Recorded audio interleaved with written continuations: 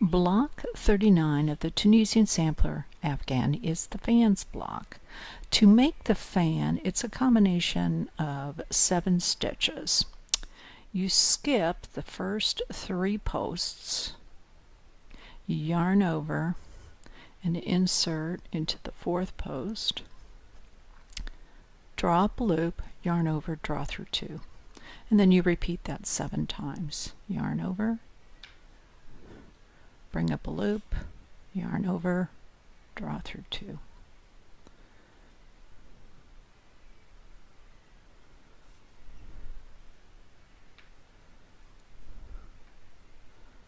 There's 3.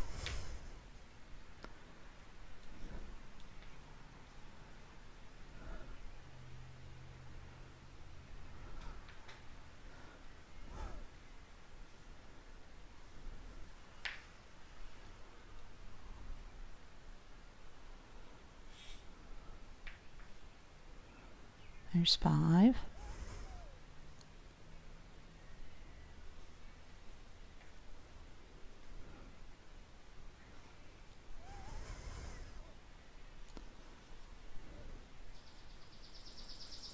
And that should be 7. 1, 2, 3, 4, 5, 6, 7. Then you skip the next 3 posts, and then you'll do your simple stitch. And I'm just going to do it to the end. This is just a little sample to show you the fan. The second half of the row,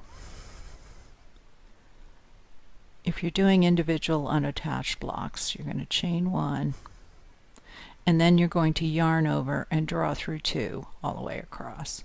But this is your fan right here. Skip 3 stitches, do 7 of these stitches in 1 post, and then skip 3. Okay, now let's explain the spacing here.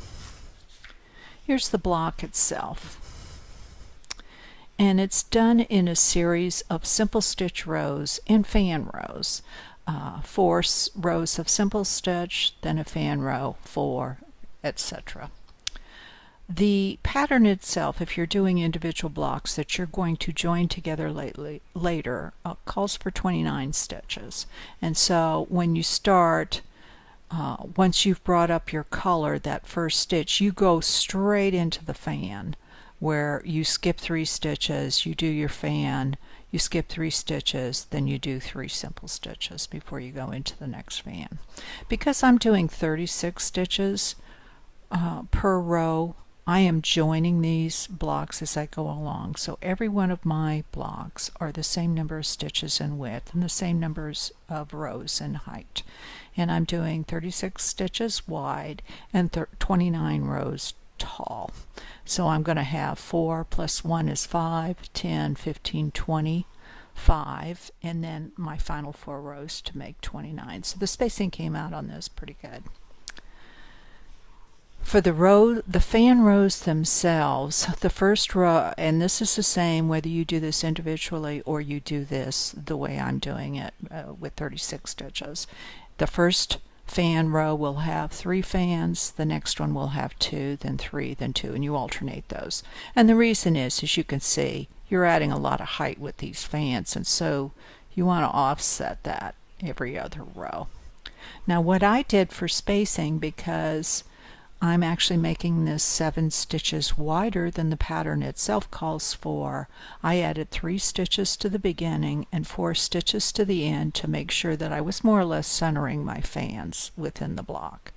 So I started out, there's my end stitch, which is the first stitch, then I did 3 simple stitches, then I skipped 3 posts to do my first fan, skip 3 posts, then we do 3 simple stitches, fan, 3, fan, and I ended up doing 5 on the end here because I added 4 to the end stitch. Okay, in the next row you're only going to do 2 fan stitches, so you're going to have more simple stitches in between. I think the pattern calls for you to have your end stitch plus 4 simple stitches. To that I added 3 more, and then fan, then you're going to do 5 simple stitches in between, a fan, and then to the 5 on the end I added my 4, so I ended up doing 9 on the end. Then you go back to your first one, and that's basically your fan block. That's block 39 of the Tunisian sampler Afghan.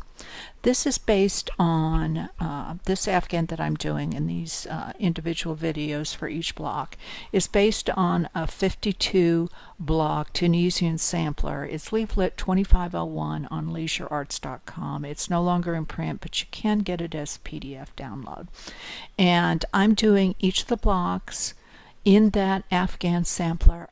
I'm not necessarily doing them in the same order, because as I'm picking the blocks I want to do, I'm building on the previous blocks that we've already done as far as adding new stitches, but I'm also trying to add variety so that I'm not doing all the popcorn type stitch blocks in one column and all of the multiple color blocks in one column. I'm just trying to add variety to the Afghan. And the way I'm doing this is as I'm creating each block, I'm also creating the vertical sashing and attaching it, crocheting it to the previous column of blocks. And I'm also, as you can see here, staggering so that the sashing from the previous column splits the block that I'm working on. That's essentially it. This is block 39 of the Tunisian sampler Afghan, and I want to thank you for watching. I also want to thank you for patiently waiting for this video. I broke my wrist in January, and physical therapy and healing took quite a bit longer than I thought it would. It's amazing how much you use your wrist for, but crocheting, it's kind of critical to be able to turn that wrist without pain.